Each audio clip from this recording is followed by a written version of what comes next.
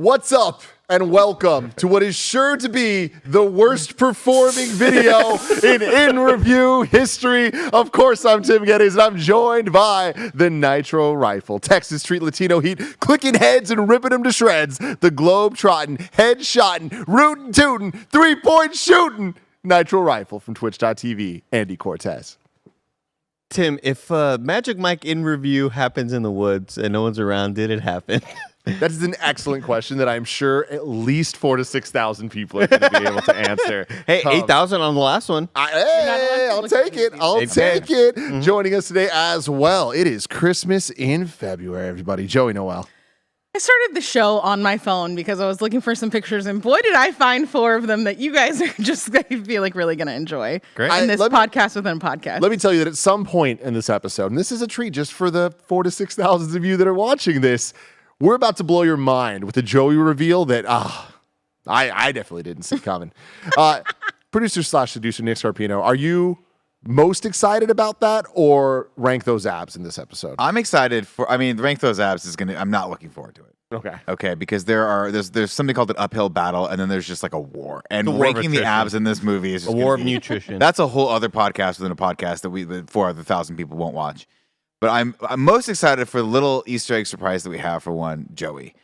Because I was talking earlier about specific hairstyles in the 80s, and Joey just blew my mind and said, I used to have said hairstyle. And so Barrett said, send us assets. We're going to bring it out for people at whatever the host's leisure. And I'm going to find a really good moment. How does that make you feel returning to In Review? If we're talking Magic, if we're talking Mike, you know we need Chris Anka. How you doing, man? We got to see if there's a little bit of that magic left in that mic. I lost my shit, everybody. That is an actual line said with somebody holding a golden microphone. And oh yeah. We're going to Such a great moment. We're going to break the living hell down out of this movie. Nick's going to give the entire plot. It's going to be great. Andy, what's up? In the future, if we ever think about doing a male-focused rank those abs, can we call it abdomen? Oh, I mean, it's not too late. We could just do that right now. That's really good. I am going to change it. And I just a little tease for everybody out there that might have forgot that this is the 3rd episode of this show that we've done. We have actually, in fact, done Magic Mike and Magic Mike XXL in review. So we do have a couple podcasts and rankings already going. Rank Those Abs, which is now being renamed Abdomen. Mm-hmm. Right? Mm-hmm. Number 1, we have Joe Manganiello from XXL. And number 2, Death Choke. We have Joe Manganiello from Magic Mike 1. Yeah. So we'll see what happens in Magic Mike 3, a.k.a. Magic Mike's The Last Dance. That's not what it's called. It's just called Magic Mike's Last Dance. Released on February 10th, 2023. I didn't do all the rigmarole. Real quick, of course, this is KindaFunny's In Review. Each and every week, we get together to rank, review, and recap different movie franchises. This is an example of us doing it out of the sheer passion, doing it out of the love. You know what I mean? One for us. This one for us. But we're gonna. Yeah. I understand, everybody. We're gonna give you one too. Later this week, we will be doing Ant-Man and the Wasp: Quantumania. So, hey, that episode will be going live the day it's recorded on the Friday the movie comes out. So do not worry. And then we're getting right into it, man. From abs to abs, everybody. Creed in review. Holy cow. It begins. And Andy, I can't wait. It's an overdose. It's possible, by the way, for the first time ever, we might have back-to-back the same person's abs ranking number 1 on that list. Wow. Think about that. You never know. The Majors, man. We'll see We're what in happens his world. with the Majors, yeah. I need to take a little quick break here. Like, can we have a podcast with the podcast, the Major Watch here? Yeah, absolutely. The Major Watch. The Major Watch. Bringing our fucking A game today. I love it. Chris, what is your relationship with Jonathan Majors at this point in time? I mean, good, I guess. I mean, I saw him first in Lovecraft Country.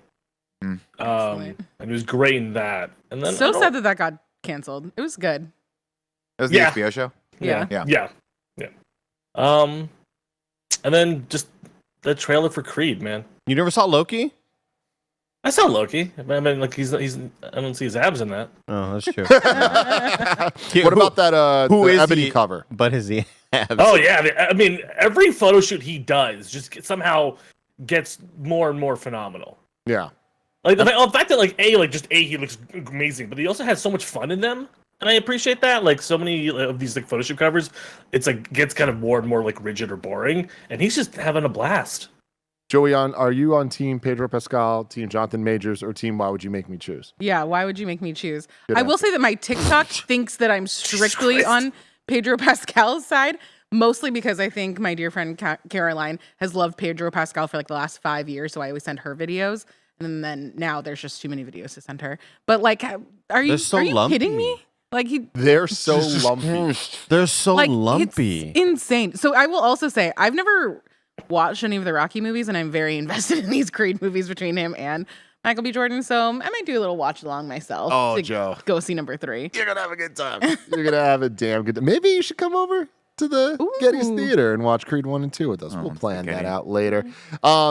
We have our Patreon producers. You can go to patreon.com/KindaFunny to get the show ad-free, to watch live as we record it, to get a whole bunch of bonus content, or to be a Patreon producer, just like Trent Barry, James Hastings, Colin Huguenel, Casey Andrew, and Nathan Lamoth have done. We appreciate all you so very much. Nick, I'm sorry. I didn't give you an opportunity to talk about Jonathan Majors. Oh, he's incredible, incredible, and I spent largely a lot of time you were talking just now thinking what I pick between him or Pedro Pascal, and I think to myself, I might be a little bit more team Pascal just because I keep getting that Instagram ad for that cool wax jacket that he wears in The Last of Us, and I kind of really want it. And in my brain, if I put it on, I become him and I look like him. Well, not. But Yeah. no, okay. Yeah.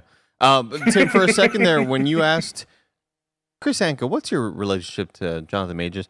I thought they went to school together. I thought they knew each other too. I got so excited. I thought like what I was is my so relationship? excited. I'm like, does Chris know Jonathan Majors? What's I going thought on? like, yeah, we went to Bible school together or something. Fucking no.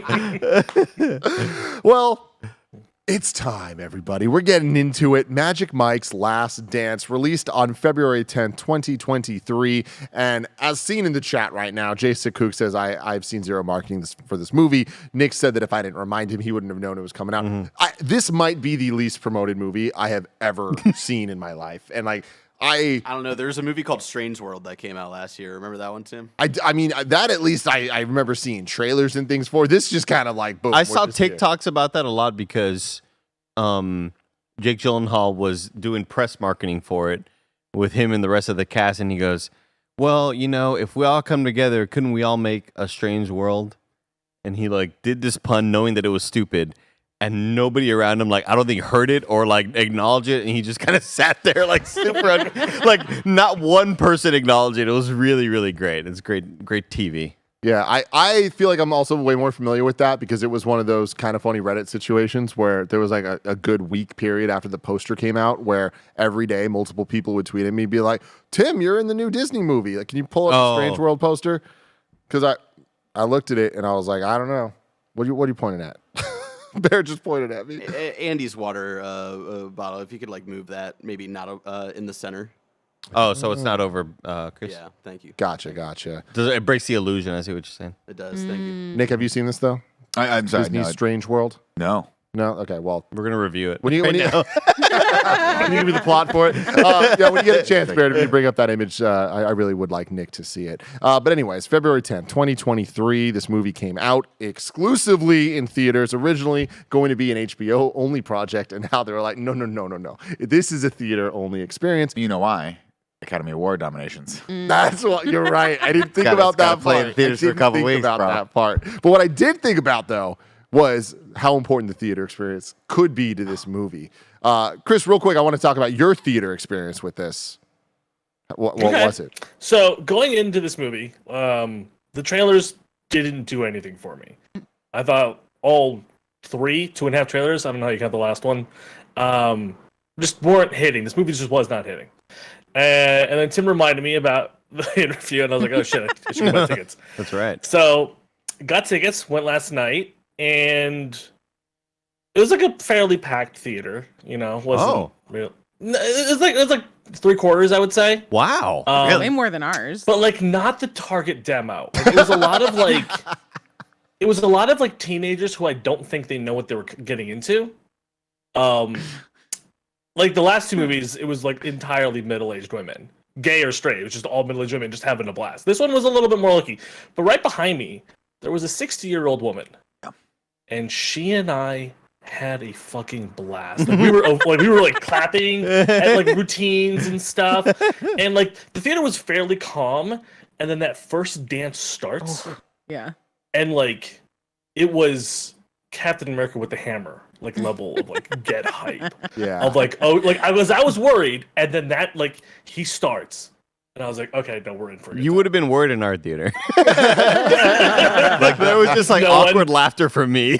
Oh, man, we'll I get got into it. chills. Like I'm about to watch Penetration. We'll right get now. into the details of the penetration later, but yeah. So the theater experience for this, I do think can add a lot. Well, to- there was that old lady walking Old- towards old an couple. old lady, an old couple. When I say old, I mean you my know like God. 70-ish Yeah. maybe. And I forgot about they were walking with us, and then we were like, "Oh man, it'd be so funny if they walked into Magic Mike." And like they walked up to the door, but then they like ended up walking. We're like, "Oh damn it, they're not coming into Magic Mike." But then we left the theater, and they were leaving the theater with us. I was like, "Oh, they did watch." Oh, they Magic were Mike." going. Oh. Yeah, Yeah, I They left swear to with God, us. they were embarrassed seeing us, knowing that we saw them. Like it really felt like they were waiting to like let the lights dim, and then they were gonna sneak in. Didn't it feel that Yeah, way? no, Like totally, they had some totally. shame about this. Don't Yeah. be shameful. What are you They talking about? straight up looked at it and then looked at each other and went, "Oh, I think Oh, I think wrong we're in the wrong place. spot. We're in the Yeah. wrong place." And then I'm not gonna name names, but one of the people in our group was like, "No, you guys are in the right place. You guys should totally come in." It was me. It was you. All of us. Yeah, it was him first. Then it Well, was hey, Magic Michael, let's go. like, "Come on, what's the barrier?" Oh, We that's were- yeah, Tim. this is the strange That's world. Tim, yeah. Oh my God! You got a suit. That's you in bro. the morning. You got a It suit. is. It is. Not blonde enough, but Yeah. Give me Anyways. 20% more blonde. Runtime of 1 hour and 52 minutes. Directed by Steven Soderbergh, who did Aaron Brockovich, the Ocean's Trilogy, Logan Lucky, and the first Magic Mike. who Not directed the second? Gregory Jacobs directed the second Magic Mike Double XL, which is just so good. I love Little it. J.J. Abrams situation, Star Wars. Right? Exactly. Yeah. Yeah. I don't know if the vision was. Somehow Oh Palpatine my returned. The music was by Season Kent, and this is a rare one where it was on Wikipedia and the name wasn't even clickable. So, Yeah, you don't need it. That's tough, yeah. yeah. Budget of $35 million and a box office, obviously, just came out last night, like early screeners or whatever. On track for $10 million.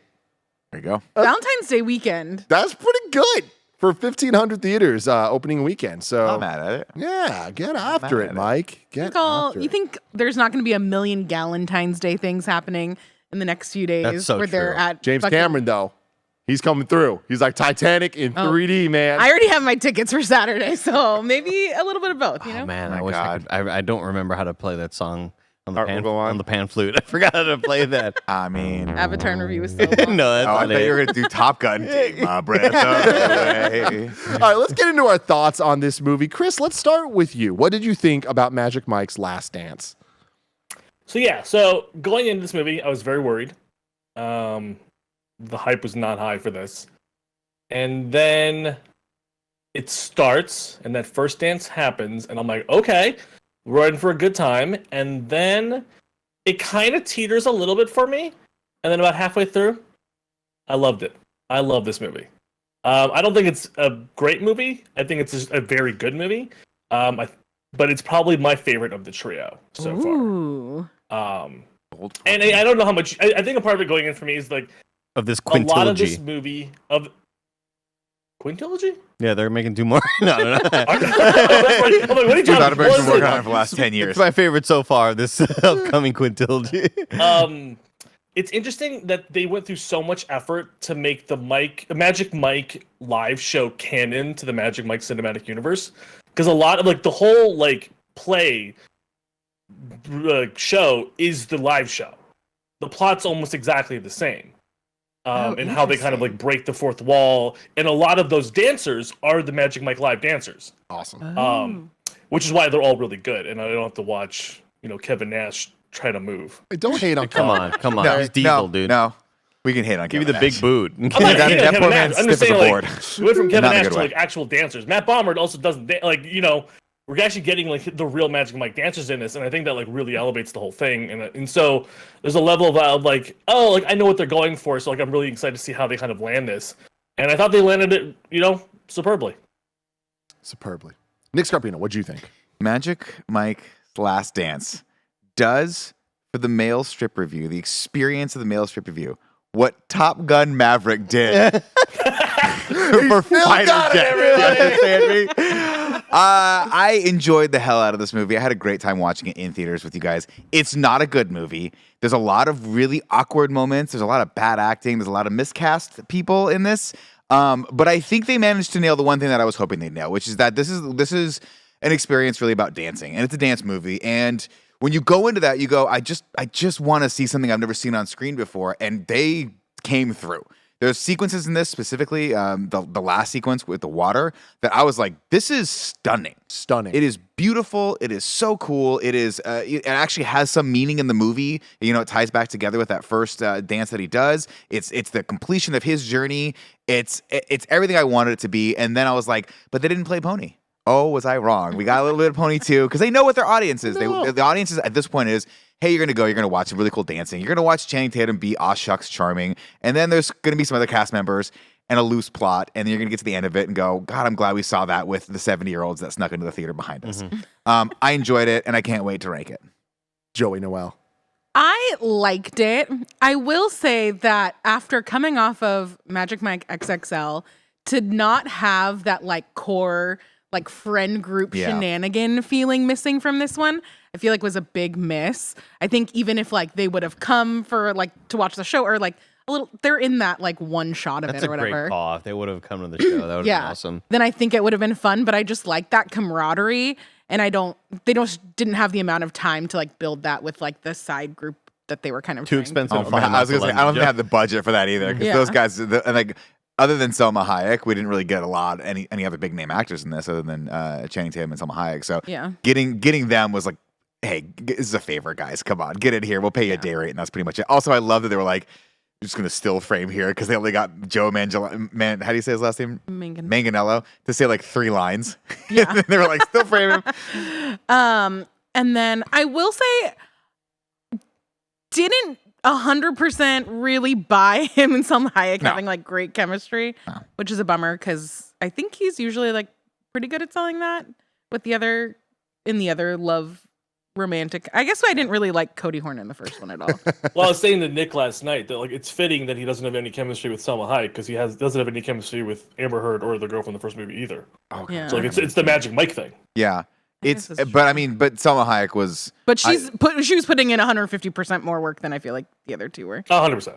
And Well, but I'm with you on that. That was the one thing that I felt was really kind of lacking in there. I just didn't buy the relationship. Yeah.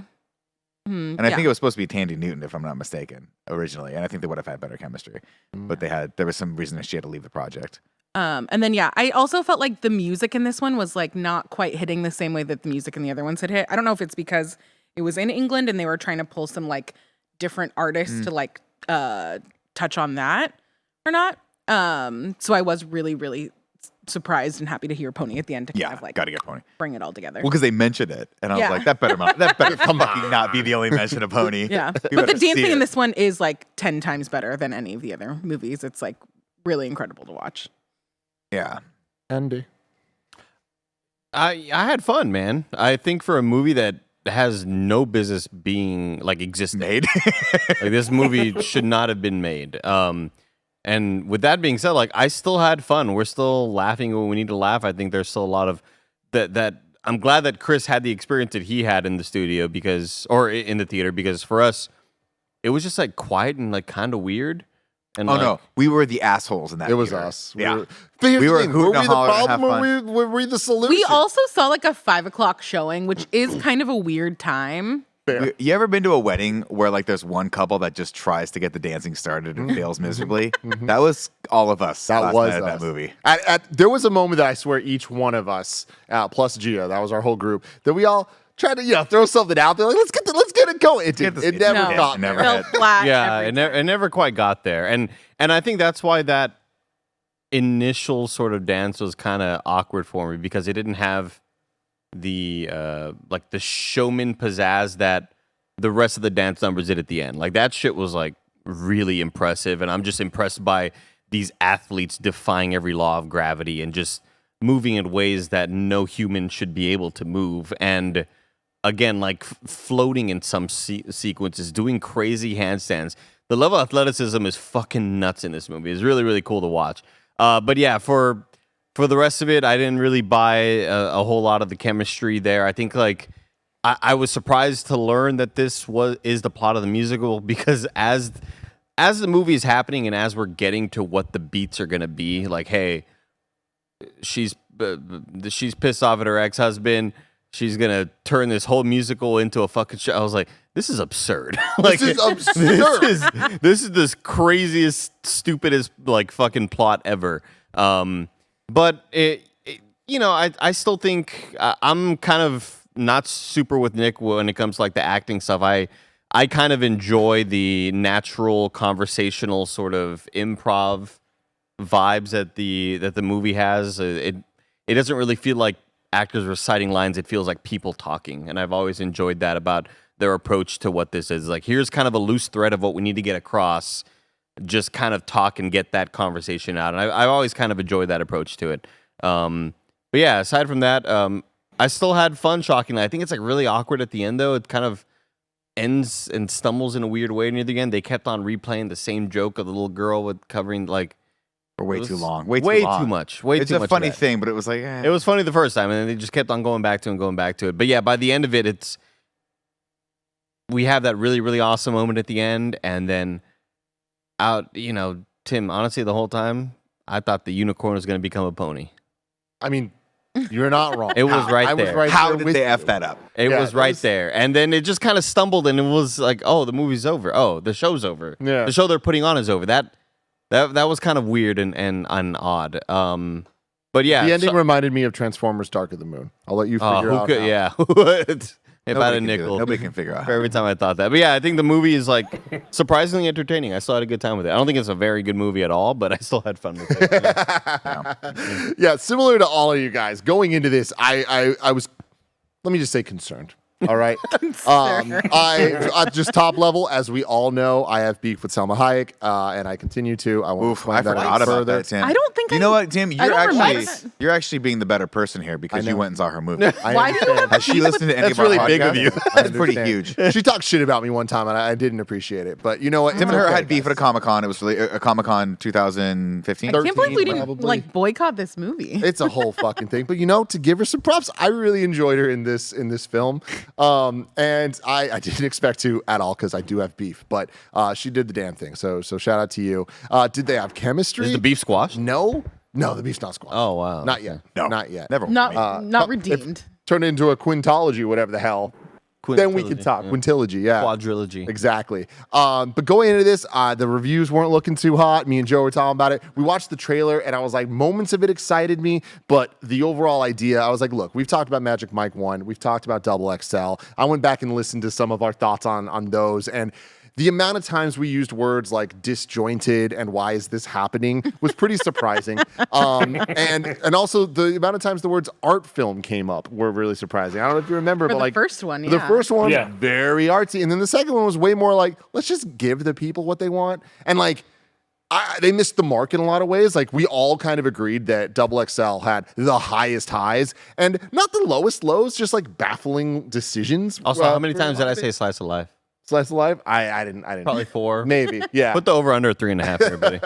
But for going into this one, seeing the trailer, I was like, okay, it looks like they're taking it a little bit more seriously as a movie. I don't know that that's going to work in the pro side of a Magic Mike film, but we'll see. I'm going to go in with an open mind, and it got harder and harder to go in with an open mind as we started hearing a little bit more about this. But really, it was the reviews that started Yeah. popping. Like, people even that I know that I would expect. You love Cobra Kai. You love Fast and Furious. You clearly get this, and they were giving it like really bad reviews. So I was like, fuck, this might not be good.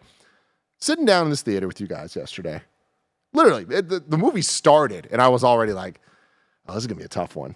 The moment the fucking first dance hits, though, not even before that, it's the moment that we see in the trailer of him bartending, and it cuts to So good. him being a cop stripper.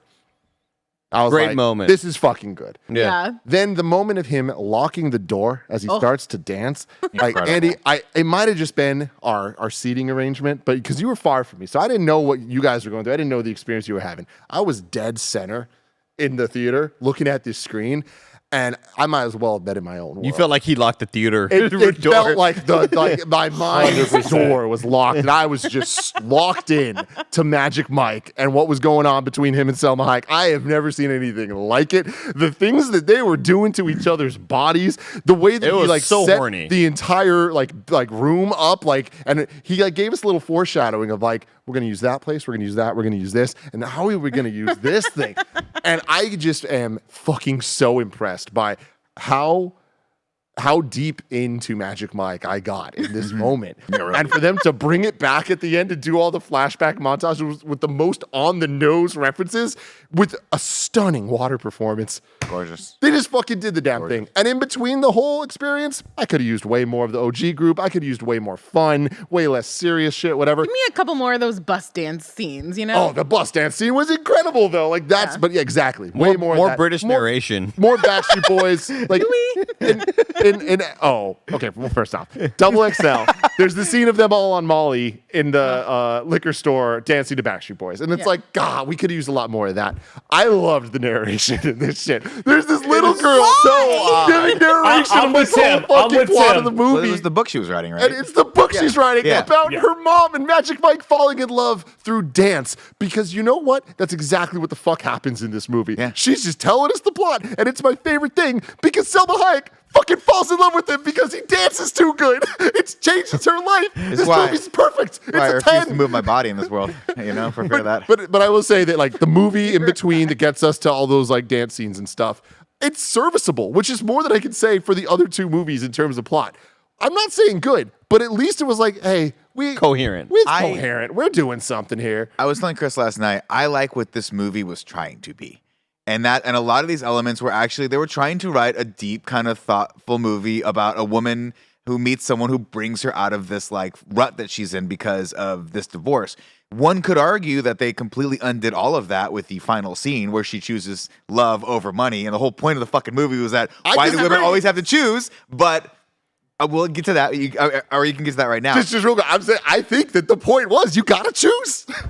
That's life, baby. It's interesting, but I would have loved it if there had been an option 3 for her because I feel like she was, kind of the main character. Mike doesn't really, what does he do in this? He's just yeah, I'll just do this thing, but he doesn't really, there's not really, his journey is not the journey. It's her journey that should have been the focus of it. And I think a lot of it was just unfortunately so undermined by the fact that Selma Hayek and Channing Tatum, that relationship is just so fundamentally unbelievable that it's at points cartoonish with the things that are happening and sort of how Selma Hayek is reacting to a lot of things. I just think she was kind of miscast in this. And I would have loved to have seen it if they had sort of made her more of a focus and Mike more of a side character. Similar to an Ant-Man where you're we talked about Ant-Man and the Wasp, right? Where Ant-Man's just kind of a side character in that. Something like that where it's Channing Tatum, we know we're going to love, we know he's going to dance, but I think they could have. I really think they could have nailed the actual movie. I do. I think there's a really good movie in here somewhere. I just think they were let's just get through this so we get to the dance parts. The narration reminded me of the first Ninja Turtles movie.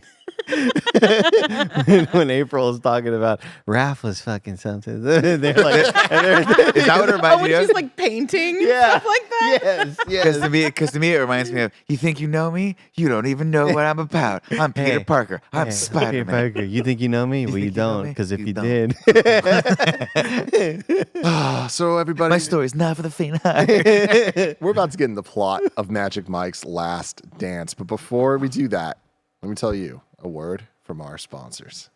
Shout out to Shady Rays for sponsoring this episode. Look how cool I look. You too can look this cool. Our friends at Shady Rays have you covered from the sun to the slopes with premium polarized shades, customizable snow goggles, and so much more. Shady Rays offers the most insane protection in all of eyewear. Every pair of sunglasses is backed by lost and broken replacements. If you lose or break your pair, even on day one, they told us they will send you a brand new pair, no questions asked. They'll also provide 10 meals to fight hunger in America with every order and have donated over 20 million meals to date. That's fantastic. There's no risk when you shop with Shady Rays. Their team always has your back. Exclusively for y'all listeners and watchers right now, Shady Rays is giving out their best deal of the new year. You can go to shadyrays.com and use code KindaFunny for 50% off 2+ pairs of polarized sunglasses. Try for yourself. These are 5-star rated by over 200,000 people. Again, that's shadyrays.com. Use the code KindaFunny.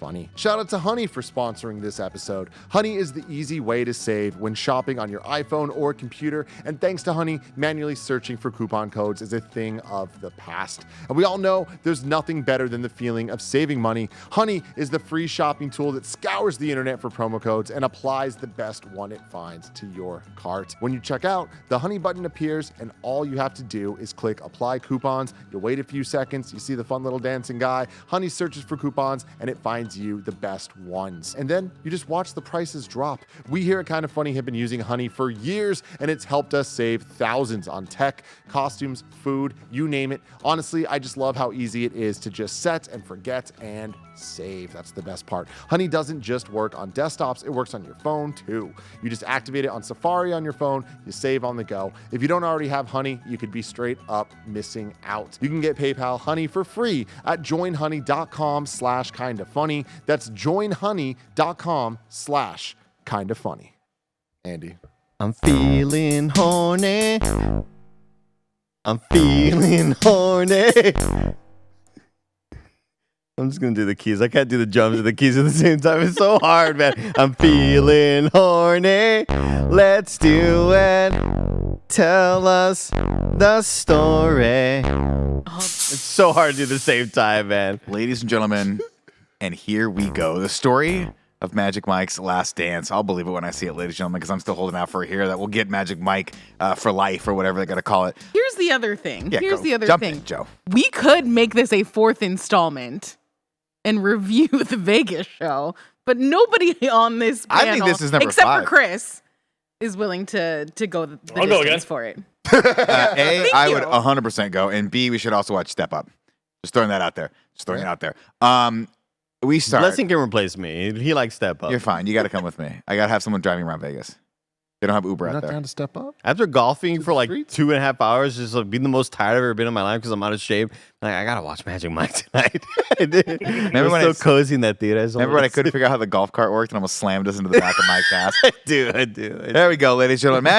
Magic Mike's furniture business, you forgot about that, was hit very hard by the old global pandemic. And Mike had to go back to his roots, which was bartending, apparently. He's bartending at a party for a charity event for Selma Hayek, who is a recent quasi-divorcee. She's getting a divorce from a very powerful media mogul, and all of her friends are fake as shit. And she's just not in a good place mentally. And Mike, of course, is spotted out by someone. I'll tell you what, man. That guy played that character perfect. Oh, yeah. When she was like, I know you from somewhere. And it turns out that Mike was the stripper. She was in the first movie, right? Where he comes and he's the cop. Or is it the second one? It's the first one, right? I didn't think it was from a specific I don't movie. think It's from the first movie. It's from the Oh, first it movie. is It was from the first movie. first Yeah, I think fucking that- movie. Yeah, I because, think they because got the other her. guy there is that new kid who's like doing drugs and like slips one of them drugs. Oh. But it's the girl that they dance on. Movie's better than I thought it was, Andy. Yeah, it's meta. Dang. No, we're bringing this whole thing together. This is Yeah, all one and I cinematic universe. there's a great Respect. moment where she goes, wait a minute, I do know you when you were a cop. And he has that, and Channing Tatum just has that moment He like, yeah. plays it so well, so casually. Oh my God. It's Charming. really Fucking horny. hard cut, which is one of 2 hard cuts that made me laugh out loud. The other one we'll get to later. It's the most bizarre thing in this movie, but it feels very in line with Channing Tatum. Maybe a little 21, 22 Jump Street type Oh, situation. dude. First off, it's a criticism I have of this movie, but it might also be the movie's biggest strength, is that Channing Tatum goes from being in Magic Mike to occasionally just being in 21 Jump Street with some of his deliveries of these things. Like the scene in the lunch where he's just like, you guys, like the little quips that he has. I'm like, if Jonah Hill were opposite of you, this would be a banger of a scene for 23 Jump Street. But I digress. This woman's like laughing. They have this little secret, and the guy picks up on the fact that Channing Tatum's like, they've been there and back. No, I don't think he picks up on it. He has that moment where he puts his arm around her a little bit more, where he's like, okay, Channing Tatum's like Well, I think flirting it's with just my girl. uncomfortable because Channing Tatum's there. Fair. You can just look at Channing Tatum. Yeah. Yeah. Anyway, she goes, they get a wink and a smile, and then later, he ends up meeting Selma Hayek, who's like, all my friends are fake and I'm in a bad place. And he's like, I forget the line he tells her, but he's like, maybe they're just not good at I forget what it was. It was some foreshadowing of like these people don't know. Maybe they just haven't experienced a good dance in their life. Something like that, yeah. And so then he gets a call from the overly cartoonish guy that runs this place, like, bartender, get over here. And I'm like, what is this, 1985? Are you just a school bully? What are you doing here? Yeah. And he goes, the madam would like to see you or whatever. The boss I'm like, wants to talk to you. Like, what the a lot of lines like that in here where it's like, wow, I bet that line looks good on a script in 1983. So he goes in and she Speaking says, of 1983, everybody, what was the #1 hit hairstyle of 1983, Nick Scarpino? Tim Geddes, that would be the newly formed mullet. That is right. Wow. So Let's go around the table real quick. Who in their lives had a mullet at any point? Raise your hand. I have one currently. Not me. Joey Noel. Joey Noel had a mullet. We need to see the pictures of this. Barrett Pull the Courtney, pictures. please pull it It up. was really hard to find like particular pictures. Yes. Come here. You need to see this shit. So the thing about my hair that has troubled me my entire life is that the top part of my hair is really curly, but the bottom is straight.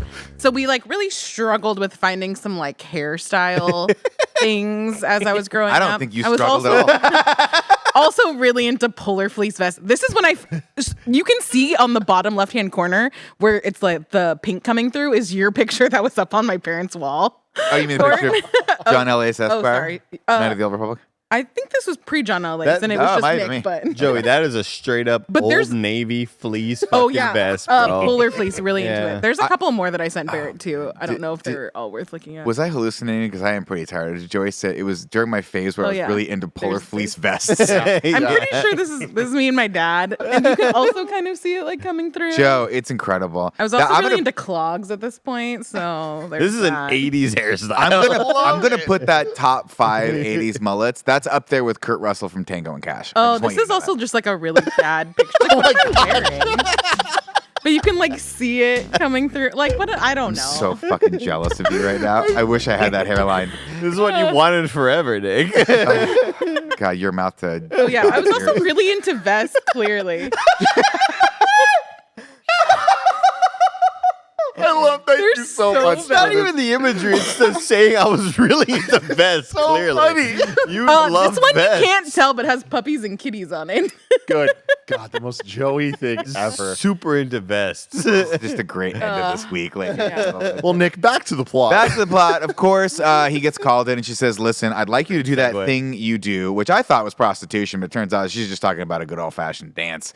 And she's like, but he's like, "I will under no circumstances could you ever get me to dance again. I simply won't do it. I can't do it, Tim." And she goes, Never gonna He was dance like, again. "I'll do it for $60,000." And she goes, "How about $6,000?" And he's like, "How about $600?" Like it's like 50. He's like, "Okay, fine, I'll do it for you." Of course, he knows that she's hurting, and he has the magic in him, but it hurt him one too many times, Andy. He can't go back to that spot, or can he? Click as he locks the door. Honestly, the locking of the door was my favorite part Mm-hmm. because it's like the fact that they're under these giant windows. It's like, what is the door locking gonna do? Yeah, like who's gonna? It's Everyone not can see doing from anything. outside. Well, Exactly. you figure they've got because they're rich. They got the cool stuff on the outside where people can't see in, but you can see out. Yeah. Like rich people are supposed to have. But also like that creeper butler guy's running around there somewhere, right? The dude's like, Yeah, the staff's still bartender, get over breaking here. down. And also like, what do you care? Women yeah, take right. They anyway. hadn't stopped their job. Like it's been like an hour. It's been I- 5 minutes. They're still outside. I know there was one guy who was like, "Man, Mike's just not back yet. Man. It's break. He's Where fired." did he go? The door locking, there was a moment where I feel like I made a sexual sound. Like as did. it closed, it was We like, all like, did. oh shit, like Oh, oh, no. fuck, they're going there. Yeah. And like it ratchets up so quickly. Where like we've seen 2 Magic Mike movies now, and we've seen this man dance a lot, and it can get pretty sexual. This movie, I do think. Correct me if I'm wrong. There was It's the penetration. horniest one. It was. Might as well have been Super like horny. this was choreographed fucking more than Yeah. it was choreographed dancing. And I think it's also because in all of the other instances where we've seen like dancing to this like intensity, there's always been a crowd, but there isn't in this one. So it feels like very voyeuristic and you're like watching something you're not supposed to be It was watching. weird. But that's you say weird, but I think that is the whole point of the movie, right? The whole point is that he is supposed to be Carnal able to give desires. this experience to women who maybe don't have that in their life or are repressed or for whatever reason feel they can't have that. And I think that they actually nailed it in this scene. I agree. think there's a moment where Selma Hayek, who is a great actor, lets go The rest of the movie, no. you In know this what I scene, mean? in this scene, I think there was a moment where I was like, oh, she's like giving into this cardinal sort of like horniness, and she's letting him have that power over her, She's and gonna like pay letting them to herself be in have this that movie. experience. And I thought they nailed the scene. And then, of course, obviously, it goes to where it needs to go. But before we even get into that, he walks around the room and sort of like checks the sturdiness of the shelves, moves things around. And we're gonna talk about the scene in detail because I think it's the best scene in the movie. Well, second best scene in the movie. Starts with the chair, Yeah, right? We've always seen does. this here, been there, done that. Chris Anka, Keep talking, right? Nick. We all know it well. All know it well, right? Selma Hayek, of course, fully clothed at this point, right? Wearing some sort of like, I guess, Extra two-piece clothes. jumpsuit. Yeah. You need that- more to take off. We need more to take off, right? She's fully covered, all that jazz. She's got 6 masks on, 2 helmets. Yeah. As she gets progressively more like, as she lets go of all of her anxiety and gets progressively more into the moment, she gets progressively more undressed, not the least of which is she takes off this top part that exposes her a little bit and then eventually wraps that around Channing Tatum's eyes, blinding him so she has all the power. And it's a beautiful sort of like power struggle thing back Well, and and then forth he that takes they're off enjoying. his shirt Then and he like takes off his wraps shirt. it around her wrist, and Right, then it's yeah. like the push There's and pull. that. The moment that got me into this movie, where I was like, holy shit, they are not afraid to go there, is when he put her up on his shoulders and then put her onto the window like he was going down on her.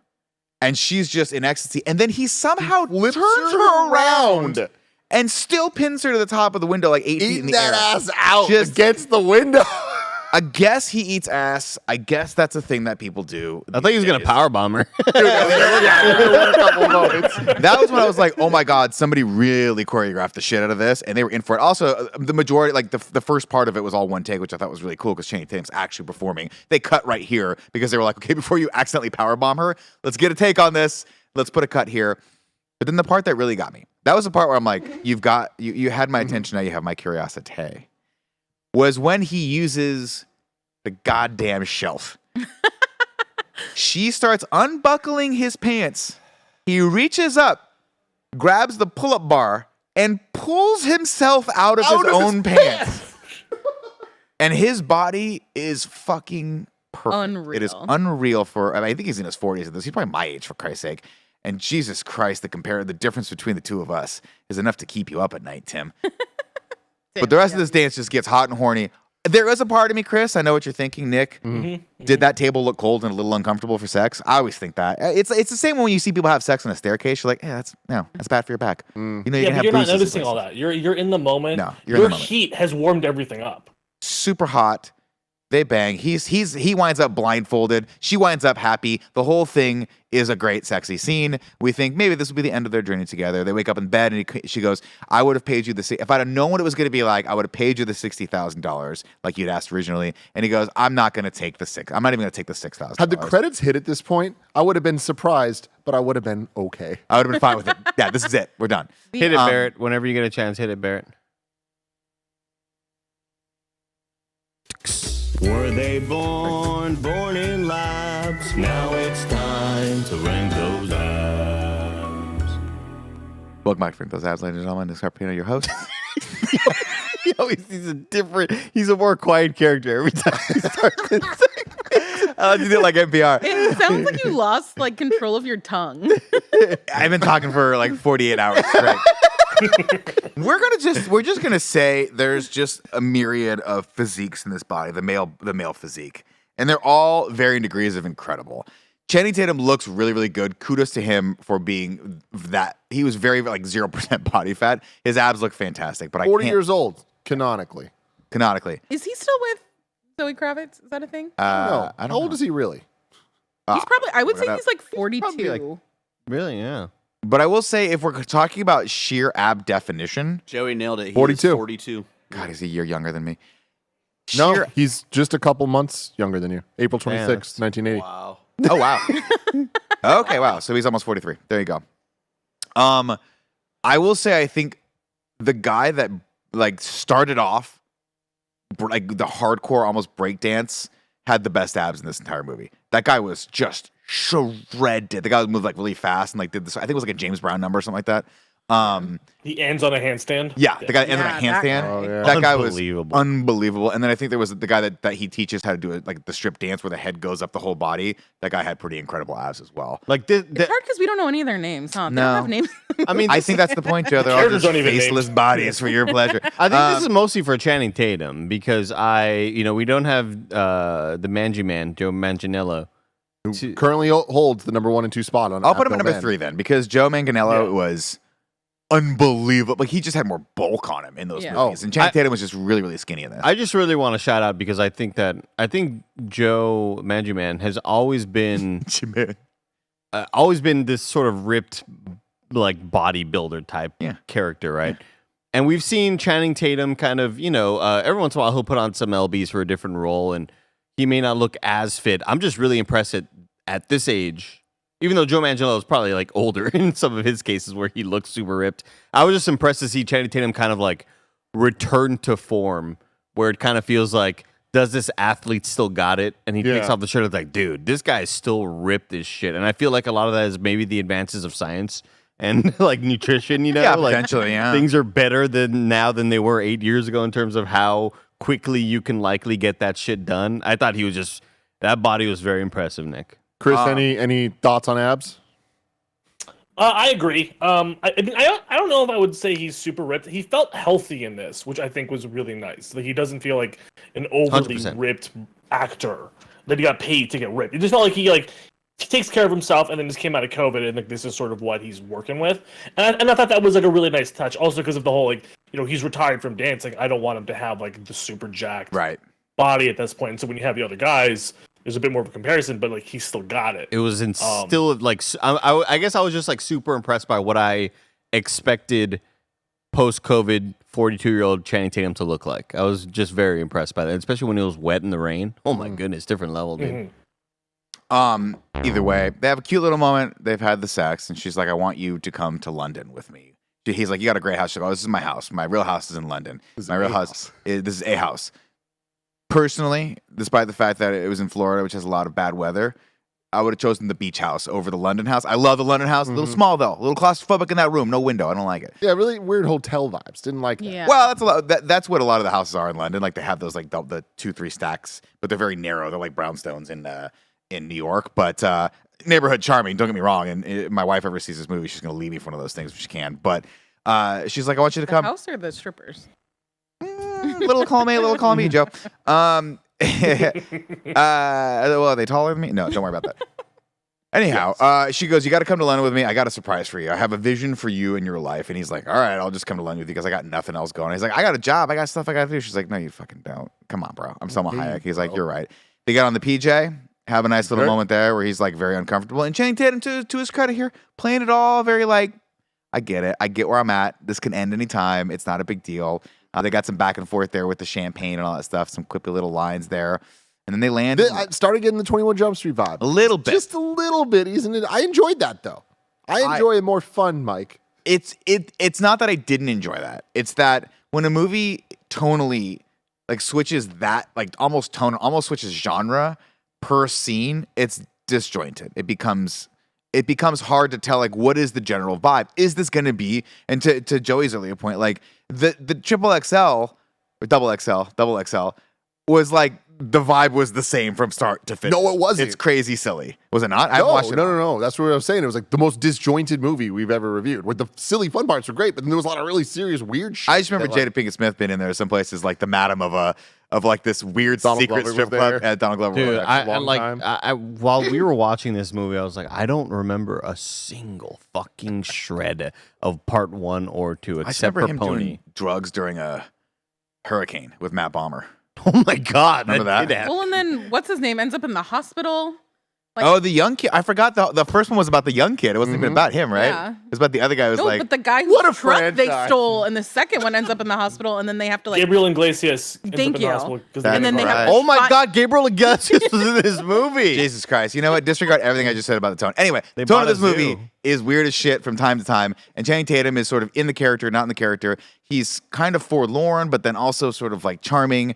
And it is what it is. The movie is just where it is. They take him shopping. They go, I think, to Harrods, which is a very, very awesome place in London. That's where half the budget went for the film. Probably. And man, when they dress him up in that trench, though, that black trench coat with the black hoodie in it, I was like, God damn. Dude, honestly, there's a couple moments in this movie. The drip in this was great. Shout out to the abs for sure. But I really appreciate them kind of like the scene later where they like ditch the tie and then it cuts and you see him. Again, another moment that I kind of went like, oh, like, whoa, damn. Channing It's like Tatum. the swag of it. It's Yes. like not even like the look, it's the confidence and everything. Nailed it. And it's one of those things where, like, obviously, I don't know what his regiment was for this. I don't know what his goal body-wise was for it, but he looks very lean, which always just makes you look so much better in stuff. Like, when you're bowed out like Chris Hemsworth, and again, it's no disrespect to my guy Chris Hemsworth, but when you're that fucking big, you're just always I'm gonna tell big. him, dude. Shit. You better not. I'm gonna tell him, dude. Giddy up. But he just looks so good in this. And obviously, I go back and forth on the shaved head, honestly. I'm like, grow your head a little bit. But I don't know what's going on with that. Maybe he's got like a balding thing going on. He just likes to be shaved. But, he keeps it like, he's always kept it really short for the last few films, which I was like, whatever. I'm gonna say that the tieless look is gonna come back in 'Cause of this movie? It's gonna be huge. Not Yeah. that it like, but it's gonna become a thing. I think because of this movie, because of all 14 people that are gonna watch it. Hey, man, we're gonna start the revolution. Also want to shout out the fact that my man looks really good in the crew neck sweatshirt. Real good. In those like dialed in like John Elliott crew neck sweatshirts. Looks fantastic. Anyway, she takes me to the house, which we said we're gonna skip around here a little bit, and then we go over to the theater where they're playing Lady Chatterley's Lover or whatever the play is. Do you remember what was the name of it? Oh. Something about Isabella. Forgetting Sarah Marshall or something. And this is and this play is just exactly what you think, man. It's stuffy, it's British, it's Jane Eyre, it's everything that about unrequited love. It's about a woman who has to choose between love and between wealth, and it's just everything that's indicative. Piece It's a period bullshit. piece. It's everything indicative of what Selma Hayek does not want to have happen in her own life because she is currently going through a divorce to a very wealthy man. And she goes, everyone, you're fired, but you're not really fired because if I fired you all, we have to pay union fees and all this stuff. So we're just changing the play for a little bit. Dude, I'm telling you, Selma Hayek is the villain of this movie, and she also is a bad person. And we see it throughout the entire film where she starts going through, first off, firing this director.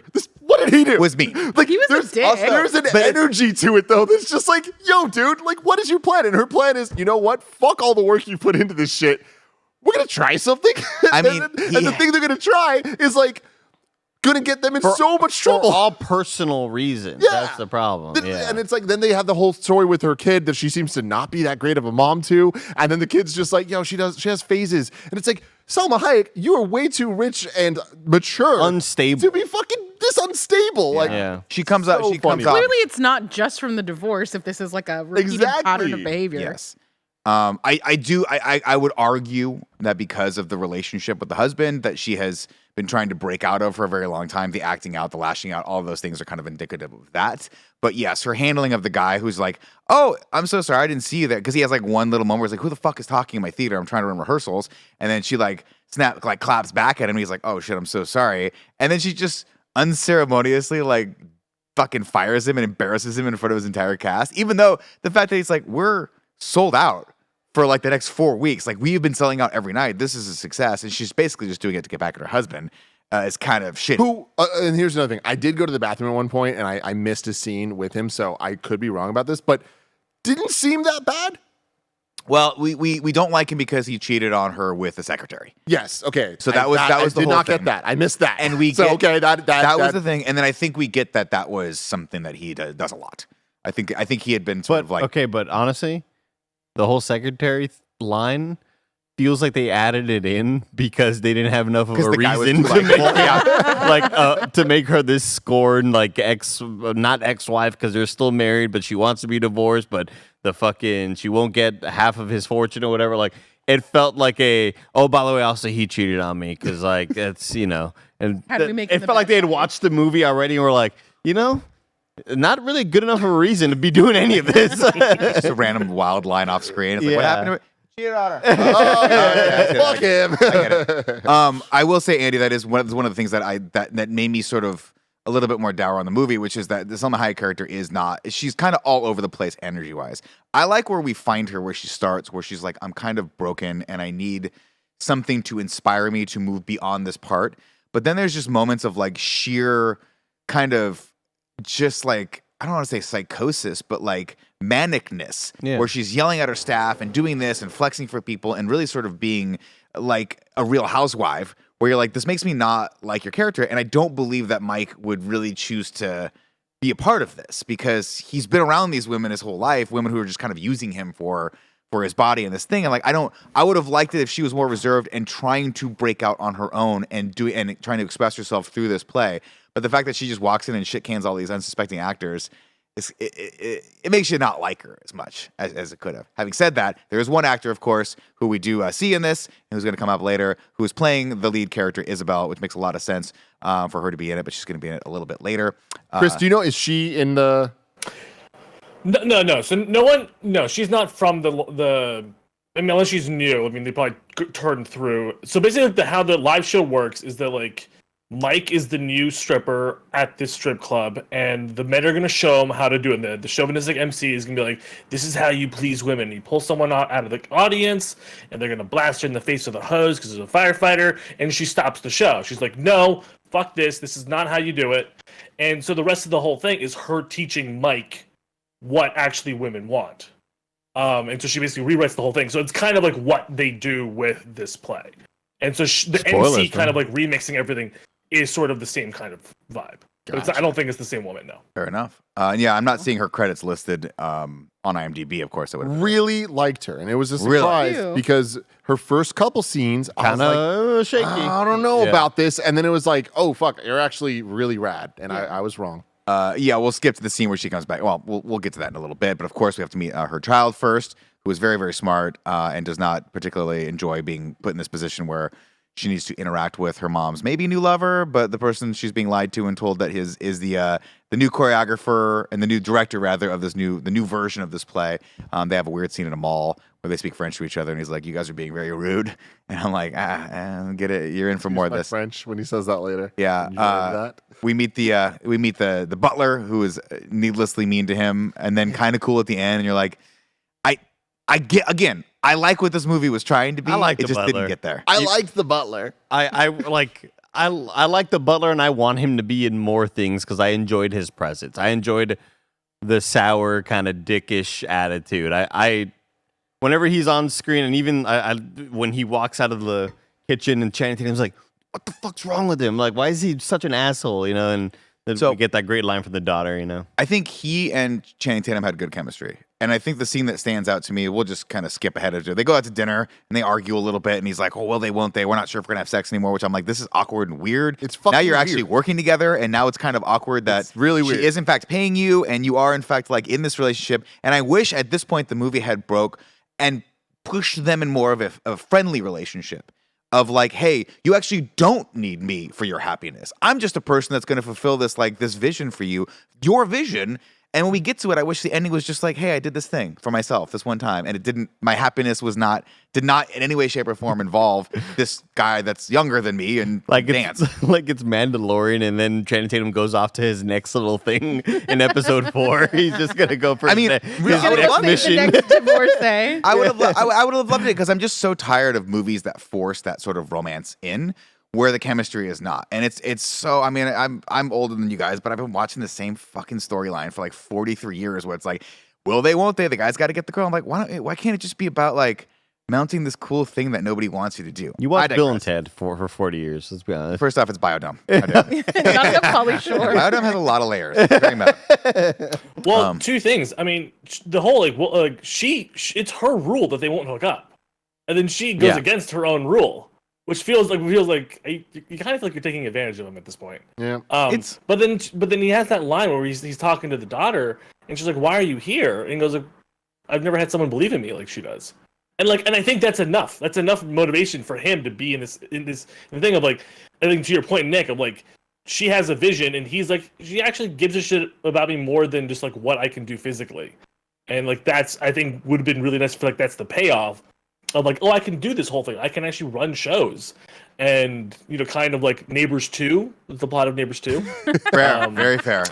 I love guy that Fon's we're character? talking about the plot of this movie this deeply. Like, there's enough for us to have a conversation there about. really is. There really is. And I think they really tried to do something deeper than I just agree. the dance And movie. with what Chris is saying, one of my problems I have with that as a concept when it comes to Mike's, the titular character of this film, Magic Mike, his character development is like, sure, okay, is he in it for the money? Is he not in it for the money? Like, that wasn't ever really a question, nor does it need to be. That I feel like is the tropey version of it. But we know he has nothing. We see him in the beginning of this movie. He doesn't have his furniture place. He has no ties He doesn't even have his anymore. vest. The guy's got to give him his vest. Legitimately, it's like he has nothing. So it just kind of feels like there's nothing he's giving up. There's no risk. There's no anything. So for him to by the end like side with her and make the joke about the money, it's like, I don't know, man. Like he believed in her and like he was there for her because she saw something in him. But it's like he also had no real other Right. option. So Well, I think he has. I think he has a line at the beginning a little bit. I could also just be like adding it to myself, but like where he's like everything he does kind of turns to shit. And I also think like thinking of the last two movies, every venture he does because it's two movies now where his furniture thing has failed. that is You true. know, like That is that's how true. number two starts. Number two starts the fact that he can't get this thing going. It's hard to do he that, has man. to go back to stripping. I mean, the real And villain so- is his lack of talent. Making maybe no furniture. one wants to like the gear attached to the driftwood like chair. Like I don't know, man. Like, look, Um, Channing, I'm not trying to, pigeonhole you. I'm not trying to like just put you in one realm, but you're just a dancer, bro. Like, there's nothing else you can do. I mean, I understand. I get what they're going for, but this is. But it's also one she didn't really tell him what the heck's going on, which is weird. If she'd been like, "Hey, you're an incredible dancer, and I want you to help me like choreograph this play in London, and I'll pay you $60,000 a month," or like, I'd be like, "I'm fucking bartending right now. I don't know if I have a gig tomorrow. Like, I'm a gig worker. Yeah, I'll take the job anyway." She But I kind of also- kidnaps him. Yeah. A little bit, but on a private jet, so It's also weird that like, oh yeah, like she believed in me, but like, That means- what did she believe in you for? Because like your passion was woodworking. I don't ever really get the vibe that your passion was to like choreograph this dance show. I think she thing. believed that he could make her feel a certain way, and that if he could make her feel that way, he could make all the women in the audience like he could do something that would make them all feel that good. But Which he is already the plot knows of that he number can two do that. as well. Isn't that one Yeah. and two? He does specifically, Yes. So you're not wrong. Because two is like That's the the entire plot of crew two. finding that inside Yeah, themselves. stripping is a superpower. You can make women feel good. Yeah. Like that's all It two. is. You're all very right. We keep circling back to the same plot. And not to mention that she doesn't tell him what he's doing until they get to the theater. So like, there's all those days he was like, I don't know why I'm here. Yeah, but he looks good. So of course they start. She's like, we're gonna tear this sucker down, and we are gonna rebuild this one night only. With your interpretation of what this is, because it's ridiculous that this woman, these are her only two choices, like that she has to either be poor or marry for money. That is stupid. So we are going to tell all of polite society to go F themselves, and we're going to pull a fast one on them, and they're going to sit here and think it's real play, and eventually it's going to be a dance review with all male strippers. Did they strip a lot? No. Did anyone actually take their pants off in this movie? Not one time. So I will say, was this a strip show, or did they just take their shirts off a lot? We can define that later. Of course, they start casting things, and this is when we get into the funny. There's an aggression to the He toplessness. takes his pants off in the rain one. Does he? Yeah. Oh, Yeah. right, because He we see his little cool WWE knee pads. Yeah, he looks like Stone Cold. Yeah. He does look like Stone Cold. I was thinking that same thing. Mhm. Anyway, so we start the fun and games section. She's like, I found this cool Russian or this Italian dude who's cool. He's like, I can't go to Rome. She goes, a Roma. And he goes, right, okay, whatever. I can't go with her. Right? Cool, He goes, yeah. don't worry, I've got millions of dollars or whatever. And we've got Rebecca or whoever it is. And so we start the fun. And this is where this movie really starts getting fun, is that we start seeing all these incredible things. Bringing the crew together. And they're and they're Come and on, they are. man, They're- it's great. They're putting the We're crew gonna have an together. Ocean's 11 moment later where they're staking out the what's her name, Edna or something. Yeah. Yeah. We need a hacker. And it's fun, right? And you can tell they just were like, let's shoot a lot of footage here. Channing Tatum and Selma Hayek laugh a lot in this. These scenes must have been a blast. Seems super like unscripted and just like everyone's Just having fun. dance, have some They fun. multiple times in this movie, and especially in the scene, the camera had a lot of fun of like, let's just get in some weird angles. And they did a lot of things where like the dancers would be like contortionists, almost like doing things, and then the camera would be One guy would be turned, and then Crazy. Selma Hayek and Channing Tatum would have their heads turned the other way, and it just created a lot of really interesting framing. And I was like, you know what? Have fun, y'all. Have some Good fun. shit. Let's have some fun. There was we know a lot of people who listen to this podcast that don't even watch the movies because they just like hearing us talk. That's pretty Weirdos. cool. and I'm gonna put this image into your head. Think of The Exorcist when her head's spinning around, except it's a dude sitting down with his legs out, but his torso is spun around so far basically in a 180 to where his arms are grabbing the tips of his feet It's wild.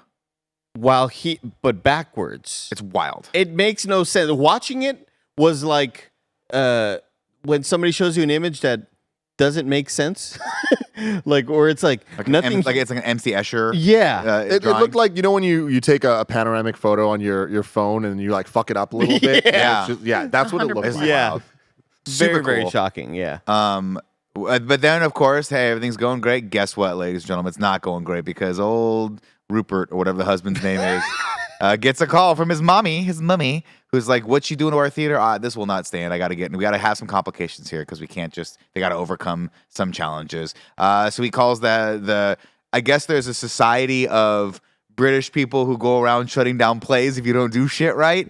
And this Dude, old stuffy guy fucking comes in. Comically funny. Yes. Like, Well, no. this is the most like. It just felt like they threw in a random group of villains to be like, "What are you doing here?" And they like cast the most sinister looking dude to play him. He looks like straight out of a Pixar movie. No like, dancing in this town. This part was fucking hysterical, dude. And that's my biggest problem with the movie is that I wish that they leaned into it in the way that Cobra Kai does, where karate runs this fucking town. I wish they leaned into it a bit more. When we get that line where Salma Hayek's like, I was living my life, blah, blah, blah. And then the way he danced just changed the outcome of my life. Like, that's such a silly fucking thing to say. And it's hilarious and it's good. And I wish that they leaned into like the power of sexually getting danced on can change you at who you are, like at a fucking biological level. It goes into your blood cells. Chris, you were going to say something? Well, to go off that, if I remember correctly, the phone call that the husband has with his mother, he's like, "I don't give a shit. Yeah, I have too much on my plate. You handle this." Yeah. He said, "I can't get involved." I thought the mother was gonna be a character in this movie. She was not. Where she's like, all of this stuff is like, Eternal.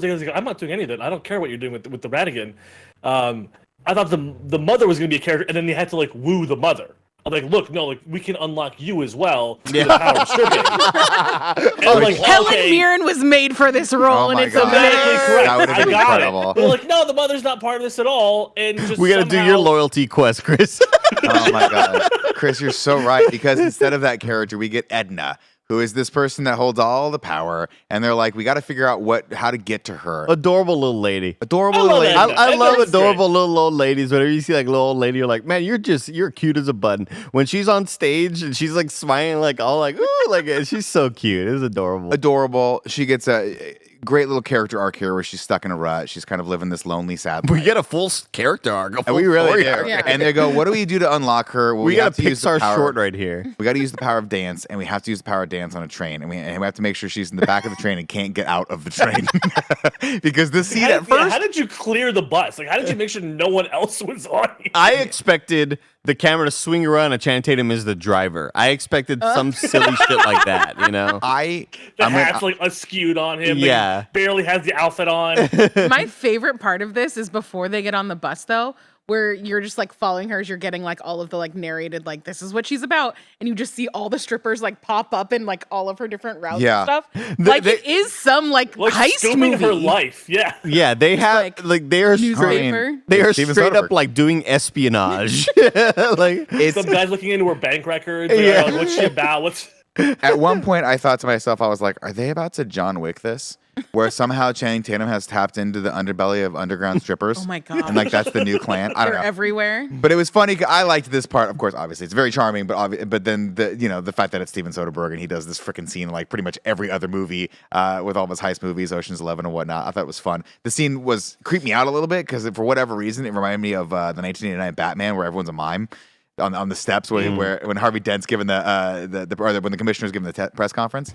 But it ended up being cute, and they pop a little bit, and they do all these things. And then the bird guy at the end is playing Swan. Oh, we should also note that she shut down Swan Lake when that was happening, right? No, I think she just really liked Swan Lake, and that's why. No. No, So she before- shuts it down because the ballerina's out of a job. The organization shuts down the play because they're changing stuff to the theater that they're not allowed to do, and they Right. get it approved. And so, like, we need to go to someone who can appeal that. And it's Edna. Edna like has this oversight. And we intro with her with like she goes to Swan Lake and goes, "You did something wrong. You're shut down." Right, shuts them And down. so like that's the stakes that she has that instant kill power. Right, she's got. And she's now got they're the like, power. we have to woo her. So they the woo power her. of stripping. And what do they do? And they get the accepted. She stamps on in there, and I love a little bit of visual storytelling here. Her office is very cold, and the color correction on the on the video or on the film, it makes it look very drab. And then in this one, we've got some nice color coming through the. Like just her looks, like, blinds really are happy open, at and her there's some desk. sunshine coming through, and the scene is a lot more warmer. I just thought that was kind of fun. I And I was like, thought oh, I thought we were gonna get more tension with Roma dude, Italian man.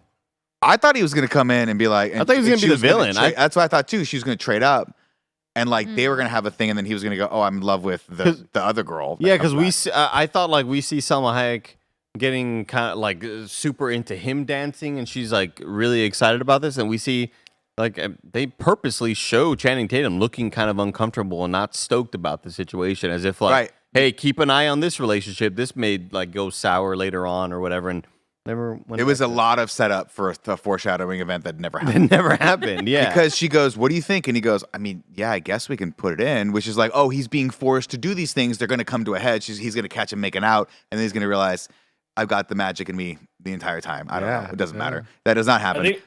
I think it's to make him realize that he fell in love with her in 3 weeks. Just so unbelievable. Just unbelievable. But Like this whole movie is like 2 weeks long.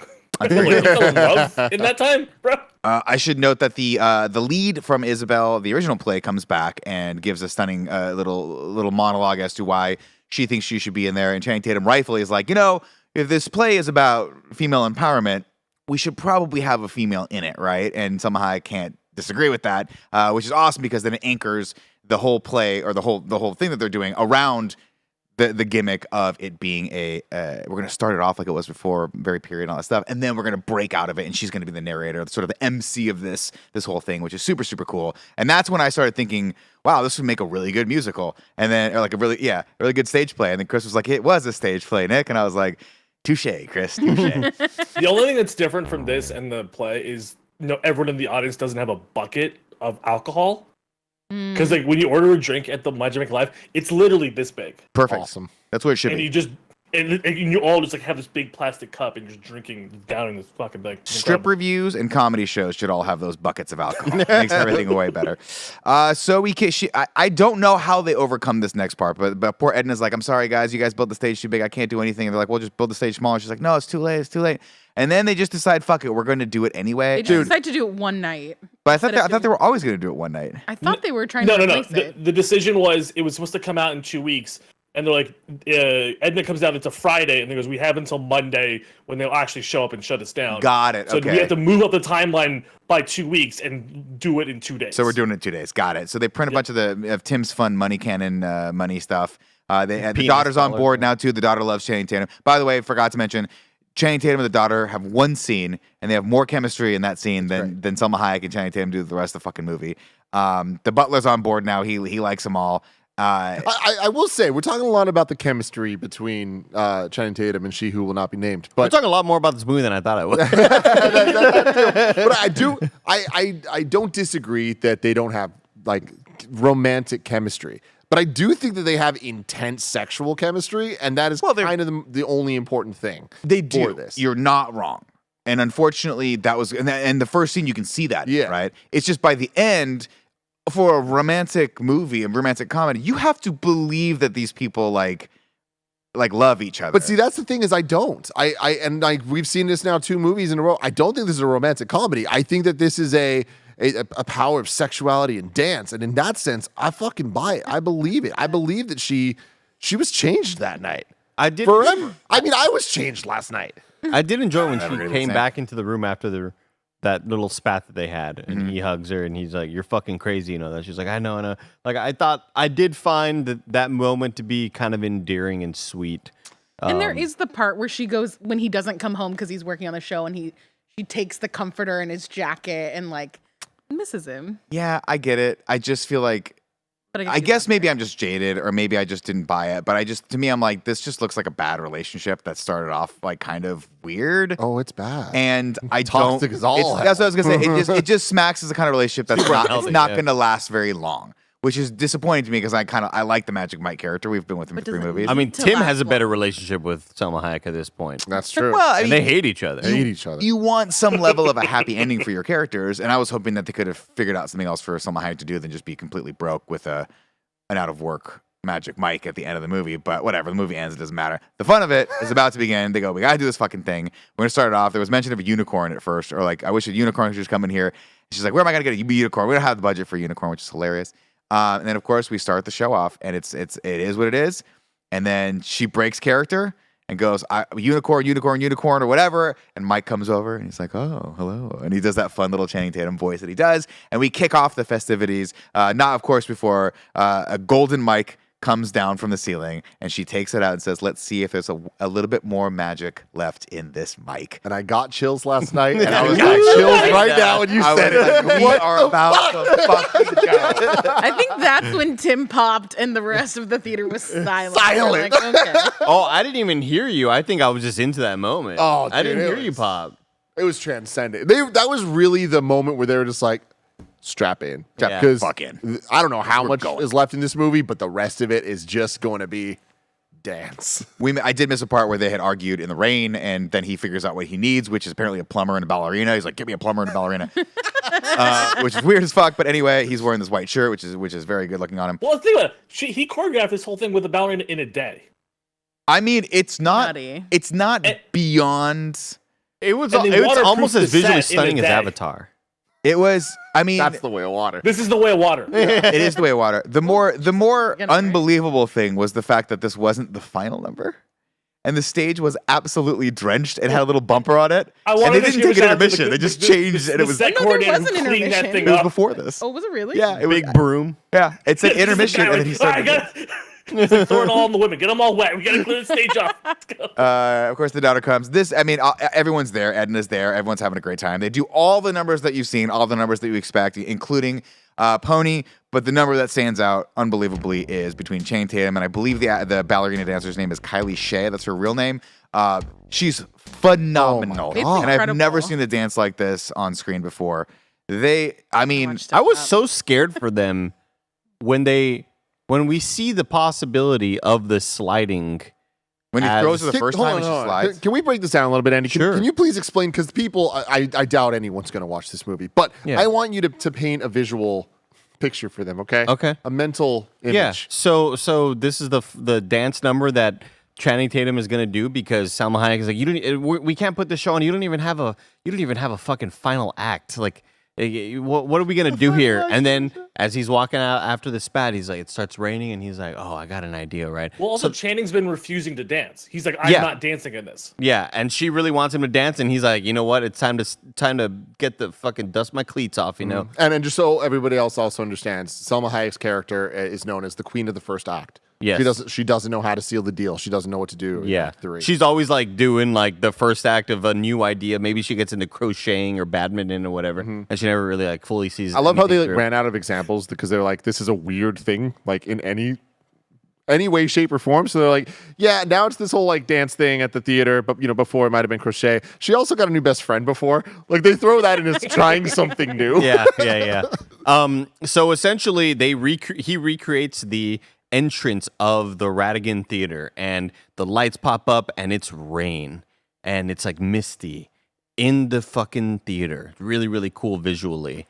It's like And- the Tom Holland lip sync battle set, essentially. Yeah, rain coming down, the whole stage is getting wet, and then here comes like the ballerina dancer version of Salma Hayek's character from the Black Swan thing that got canceled, and we are just sort of greeted with one of the most visually stunning things I've seen ever on a screen. Yeah. This dance number is amazing, and then Channing Tatum out of nowhere slides on his feet. No, At least he throws her he first. tosses her, and she's like kind of like slides. on the floor, and she slides a good 40 yards. He's To the like point where I was Usher like, on the Heelys in that Yes. music Yeah. video, but they're not wearing Unbelievable. Heelys. No. And it starts off, he's just on his feet, but then They're sliding so fucking far across the stage, and then he's sliding in his feet. And when I'm seeing the slip and slide nature of this stage, I'm just scared for anything else they're about to do. Because if you're like me and you've ever worn like new shoes at a restaurant where they clean the floor with a certain fucking finish, or I don't know, and you walk in and you're like, oh Jesus Christ, like the floor is slippery.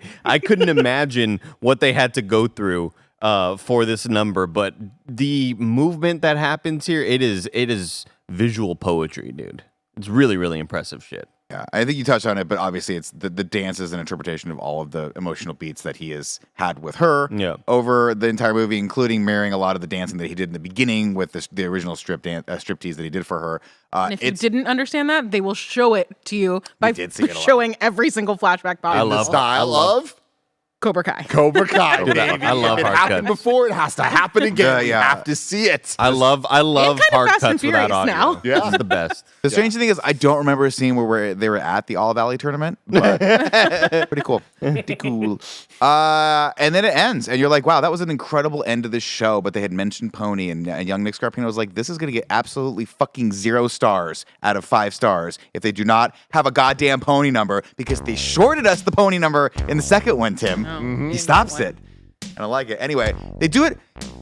Don't pay it. They shorted us? Yeah, No, they didn't. when he's doing the hard work, Oh wait, Yeah. no, that was the best thing ever. Yeah. but it stopped. Like he didn't the whole dance. It was just like half of it, and then someone interrupts him. If memory serves correctly. Well, I mean, maybe I you think didn't it was get to doing the a lot of third heavy- verse, yeah. but like, I still think we got a sorry, 10 out of 10. are we closers in this? I will say I am glad that we got a decent amount of this final presentation montaged, but I didn't love that in the style it was montaged. I thought the I music agree. choice was super weak. It was some kind of like pop rock thing going on, and it just wasn't horny enough. It wasn't horny. It was like, here's a montage. Like, we're going to show you the opening act of what this stage play looks, and then we're going to essentially fast forward to what the big kind of dance is. But the montage is just weak as shit. I think if they would have kept crowd noise in it, it would have been cool, but it was just a music overlay. It was just like, it was just And really also, odd. we had seen them choreographing that cool setup where he's like, they had to like space each other out on the stairs. And I was looking forward to seeing what that number was. I thought it was going to open it up, and that was just in the montage. Which is weird. And my other gripe is that, listen, I understand that I have, we'll just say, an overly excited relationship with the song Pony and the artist Genuine. But I was like, this series is known for this. This needed to be a slightly better moment for me. I needed to be on the stage and have them be like, oh, wait, there's one more thing. And then have it be like the unicorn's now turned into the pony and have Mike dance Pony. And instead Bring of up like, Selma Hayek. I leaned Right. over to Nick and was like, Nick, the unicorn is going to become a pony. And he was like, holy fuck. Fucking I just couldn't I mean, wait. like legit. That I couldn't. I wouldn't have been able to handle that, you guys. Anyway, they won. They beat it. They're allowed to dance in their small won town the or whatever the fuck it is. I don't know what the goal was. Everyone seems like the content. Yeah. Everyone seems like they had a this good time. sucks. Like Yeah. it sucks. The ending It's is so terrible. shitty, man. Like again, earlier I was talking about Dark of the Moon Transformers. Like there's this huge fucking epic war, like one of the dopest fight scenes we've had in Transformers, and that's one of the only things you can say is dope about that franchise. You see Optimus Prime at the end of the fucking movie holding like dead parts of like some of his friends in Megatron, and then just the credits hit. It's like, yo, what the fuck? Like you just killed motherfuckers. Like freedom's the right of all sentient beings. The fucking what I've done. You're like, what the fuck is this shit? I think because that stunning number that they did in the rain was not like, it wasn't hype in the way that we were expecting. Like, Yeah. it was super. beautiful. It was beautiful. It was emotional. It was sensual, but it didn't like it wasn't loud. You know, it was just like something really nice to look at. And then we're expecting Pony to kind of bring that energy, and then Pony is basically happening. The final number's happening on stage, Right. while he's walking out looking for Selma Hayek, and it's over. Hated the way this is shot. Selma Hayek's just like, Really bad, Yeah, like, yeah. And then they see each Not other, good. and she's like, "Hey, by the way, I lost all the money. I'm broke." And he's like broke? And she's like, "Yeah." And he goes, "All right, peace." And then he comes back. And he's like, "Just kidding." And then But he comes back a little too late. It was He like comes an back and I was awkward, like, a minute and a half. too late. Which is weird because, I mean, I don't know. And then that whole thing was like, okay, well, what are you going to do? Like, that's such a sour ending for me that had to be there. And also, why? Because she's like, I did it. I thought They're it was not going gonna- to be. She's way too crazy to fucking be with. Like, Well, but I thought she was going to go, like, there's no stakes to it. I thought she was going to go, I went to my husband and said, if you give me this theater and let me do this one play that I really believe in, I will forego any divorce procedures and give you every single penny that I think I'm owed. But we didn't really have that scene unless that was the scene that happened when I went to the bathroom. It was implied. Was it? They Yeah. imply it at the dinner with her friends. They say like the prenup is so bad that it would take months, if not years, to go through. So I think the illusion at the end was like, I got the show, I just signed the papers, I forgo the prenup. It's all gone. Oh, Right, but they also said she wasn't going to get anything in the prenup. So the stakes were sort of, for me, like it's either you're gonna get nothing 10 years from now or nothing now. No, I think she was getting half if she doesn't divorce. You know, her life is better if she stays- just stays. Yeah, on like payroll, her life would be essentially. what it is in this movie. Right. She Oh, has but the they did theater, say she that. has the house. So she already has it in the breakup. It's just not an official. If she says it's official, then she loses everything. Okay. And so she was like, and that's what all her friends were like, she's not going to actually divorce him. She's going to stay separated, but not actually be with him, which is like, and they're like, oh, that's like the best, like, it's the best outcome. And then at the end, she's like, no, I'm going to leave. And I guess the idea is that she's going to picks live like money, or she picks not Mike love. does in Miami. Like, It would have been probably fun to see that scene and maybe give Selma Hayek a real scene to I act don't in. know. I'm happy that it cut because I didn't give a shit. Yeah, No, I straight don't up. care dude. either about it. Honestly, I was like, the when water Pony- scene's over. We're out. I'm out. I'm out. Pony Like, should have just started wrap it up. playing. Credits should have hit, Fair and enough. maybe in the credits we can It's see a not couple of Return them of the look King. at I each don't need other. another 20 minutes. Yeah. Fair enough. Fair enough. One thing we talked about a little bit in the beginning, but we didn't talk about where it was. But there is an intermission. But like, if you didn't watch this movie, so weird. The intermission's not presented the way you'd expect. Like halfway through their show that they're showing us, so the last third of this movie is all the show, and halfway through that show, in between a couple of dance numbers in the montage, the screen literally 21 Jump Street style cuts to like A kitten or something, like right? cartoon cats and Yeah. shit, and it says intermission, and it lasts on screen for like 5 seconds, and it just cuts back like comically, and it's it was straight out fucking of like weird. Very jarring. it was like it was like 21 Jump Street style Lego movie. Like I'm just thinking of the Phil Lord now. Yeah, Like it just it totally. was Like very almost out a of parody place. of what was it, Hateful Eight or whatever that actually had Yeah, an intermission and stuff like that. I think it's an allusion to the stage show where there is an intermission. Oh yeah, of well, course. yeah, for sure, but like how comically but for no one who they doesn't played it know for that, a joke, Yeah. which was just fucking Yeah, it just didn't I also work. don't know if you can play it real though. Like I don't know if you can give me a 15-minute intermission So in an hour and a half long No, I movie. get that. Just but like don't the, do it. Don't do the Yeah. cartoon cats and shit. Like it's felt so disconnected from what this movie is Yeah. in any way, shape, or Yeah, form. like if the lady came out, I was like, all right, now for our intermission. And okay. whatever, yeah, and then like You Channing have is backstage dancers or scrambling something. in the back in some weird conversation Yeah. with Mike and someone. It was like the only visual flary thing. It'd be like if you had a whole movie that just suddenly threw like a Scott Pilgrim coin explosion out of Exactly. somebody when they died. And I was like, well, that No one else That's had that. yeah, that hasn't been here this whole time. Very, very odd. It was odd, for sure. Yeah. But the movie's over, ladies and gentlemen. We get a little bit of credit things, and I think to myself, do they dare have a post-credit sequence here where the husband's like, not in my house? And like, I gotta shut this. No, they didn't have it. Now We're it's my done. turn to He dance. like stands in front of a mirror and he like takes off his clothes and he's He's jacked. shredded. I have Oh my to get back in the gosh. game. That would be crap, that would be incredible. And that, ladies, murders Kevin Nash and takes the spot in the crew. Oh my god. that would be awesome. Kevin Nash. Jason There it is. Statham. Shout out to the whole crew. I love that. Shout out to everyone. Ladies and gentlemen, that was don't know Magic me. Mike's Okay, last about dance. That was Magic Mike's Last Dance. So, we've already ranked the abs. For this one, we don't do Ragu Bagu. Instead, we do Best Set Piece. Currently, we don't rank them. We just decide for each movie. So, number 1 was Magic Mike's Pony, obviously. Number 2 was The Mirror Dance from the second good. movie. Right. So, what are we giving this one? I mean, I feel like it kind of like. I equally loved the opening That's dance hard, yeah. and the last one, but I just feel like the fact that the last one incorporated scenes from the first one, it's just gotta be Kind the of feels last. like a little, yeah. I think it's gotta be the first one. Oh, really? First one is a Ooh. piece. It's a piece of art. It's 4 oneers that tell one long story. The camera turns when he's like getting his pants taken off. I think the first one's a piece of art, is tough. and that's like the best part of the movie. It's worth the admission alone. I mean, That I first agree dance. with you there. I'd go with the sequence here because I didn't experience those other ones in theater. And watching this on a big screen was like mesmerizing. That shit was really cool. Don't look at me, Joey. What's your vote? What's the criteria that we're voting on? don't Just have any. I mean, I think it's Never like have the, any, the Joey. standout dance. The standout dance. What you think of in this movie. I think I have to go with the rain one because they're both dancers, so it's inherently better having them both You're seeing participate. two awesome fucking people. Versus the first one, incredibly awesome, way more like sensual. Kind of, I guess, because they're both more like into it together. Versus like the second one's more professional because two dancers. So yeah, I think I'm going with the second one. Nick, rain comes one. down to you. I got to come down to the second one. I think the rain dance was just something that really made me happy that we saw this in the theater. And I think the first dance definitely was something special that evoked emotions that I didn't know I could have sitting right next to Andy.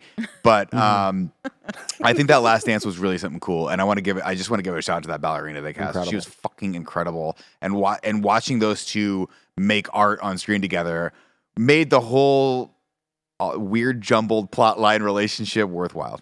Yeah, I will say to Chris's point a little bit here, even in the second movie, the mirror dance was incredible. But the scene that I rewatched the most and show people the most is the pony. Let me see if he has that magic. Oh, really? Oh, I go with the. Let me see if he has that magic in that mic. Where he has to prove himself to Jada the like Pinkett. test one And- that she makes him do. And he like flips Yeah. upside down on a chair. I think is like the most stunning choreography I've ever seen in my life. Yeah. There's But, just like- something about the scene of him with the welding thing making the sparks to the beat of pony that I just think is so special. And the opening scene of this is something I am going to show my friends. I'm going to be like, you need to just fucking watch Oh, this. yeah. Like, Oh, it's- yeah. It is just so horny. Like, it's so fucking horny. It's so Yeah, I think it is the difference between horny and like technical. Yes. And that's Yeah. the difference, everybody. the power of Magic Mike. That is the power- line Magic Mike skates Mike. for all of us. All right, now it's time to rank the Magic Mike cinematic universe. Currently, number 1, we have Magic Mike XXL. And number 2, we have Magic Mike. Who wants to start the bidding? I'll start it Yeah, go for it. because I don't know that I think that this is strongly number 2. Wow. I know. I think the core of Magic Mike for me is the like relationship between all the guys. I know we don't get that. We get that less in the first movie and it builds, but we really like solidify that in the second movie. And because we don't have that in this one, I think it ranks under the second one. I do think it's like it's a better movie, makes more sense, but it's not necessarily as much fun. And I like fun. So I'm keeping XXL at 1 and putting this at number 2. I would put this movie at number 1. I just thought it was they really tried hard to do something different with this, and they failed pretty across the board. But the musical numbers in this, and I'll rank this at number 1 because the choreography in this is just unbelievably good. I don't think I've seen a dancing like this in movies in a long, long time, and that's something that I always miss in the Magic Mike movies, where it's like you get him dancing, and you're like, that was dope, and then we have to watch Matt Bomber dance. You're like, he's just not a dancer. And finally, we get professional dancers here. We get 30 minutes of this movie is like awesome stuff that you don't really get to see that much anymore. So I'd put this at number 1. I think it's worth seeing, and I think it's worth seeing on the big screen. Yeah, but there's no Backstreet Boys in this one. God damn it, you're right. Number 2. Chris. I think this is number 1 as well. I think it's whenever we talk about Magic Mike 1, I was like, oh, but it's actually a good movie. Like, I think this is what we actually are talking about. Yeah. Like, I don't think it's a great movie, but I think it's a solid, good movie. And I think every dance piece that everyone does is great and fun. And I don't think it has the lows that the other two has, where you're just like, why is this happening for 20 minutes? Please get me out of this scene. Yeah, this is definitely number 1 for me. Andy. There's a solid chance right now that I put XXL at the bottom ranking and just don't remember it. But Joey bringing up all the just camaraderie, I loved that stuff. That was a lot of fun. That being said, I don't remember a single fucking thing about either of both of these movies. Like, you mentioned the drilling, I was like, oh, that was a scene. And then I forgot about Gabriel Iglesias. But I do remember. Charlie Gambino in the second one. Do you remember that? I kind of, yeah. You could have told me that him Andy was and blacked out fucking during Danny those. Glover were both in it, and I'd be like, yeah, for sure. But I do remember 9 Inch Nails on the big stage, yeah. and that song rules, and that sequence was cool as shit. I'll go with this one at number 2. Dang, tied 2-2. Tim, Well, it's take I'm us going home. number one Yeah, for I Last know Dance. it. And it's just like, look, I fucking saved The Last Dance. Hey, there you go. The double XL has just again the highest highs. I fucking love it. Love the fun. Love the camaraderie. I enjoyed the hell out of this movie. I feel like beginning to end, I had a smile on my face, which is not true for the first two. And I everything we've said here, there's a lot of not great stuff here. There's a lot of really kind of stuff. I don't think there's too much bad stuff, and there's definitely nothing that's horrible in this. But the biggest thing to me is what Andy was saying. I really wish there's moments of brilliance of them getting what this movie is, and then there's a lot of other moments where they just take it a little too seriously, and it's like just fucking know what this is. Like the fact that a big part of the plot was, oh man, they're coming in to shut down the show because reasons. It's so funny, but they don't make it funny enough. Those dudes never popped up ever. Yeah, like it's it's hilarious. But I do think that it's just beginning to end. It made sense enough, and all the dance scenes were just fucking incredible. And it was the horniest one. And you know what? That's what I'm looking for from my boy Magic Mike. All right. So the rankings for Magic Mike are: number 1, Magic Mike's Last Dance; number 2, Magic Mike Double XL; and number 3, Magic Mike. Will Mike return? We can only hope. I have faith. I think we'll see him again one day. Mike Let us Live. know Let's make it happen. in the comments below what you thought of this episode of In Review. Thank all 14 of you for watching this. Thank you, Barrett, for bringing up this image. Chris. Put Jonathan Majors in the next Magic Mike movie. Fuck it, you know? Oh, shit. We couldn't handle that. We could not handle it. No. Chris, where can people find you? You can find me at Christopher Anka on Instagram and Twitter. I will say, though, I want to tag off of what Joey just said. If you want any great reason to go see Magic Mike live, imagine the rain dance, but it lifts into the air. Sick. Ooh. Rain and air. Jesus. Till next time. I love you.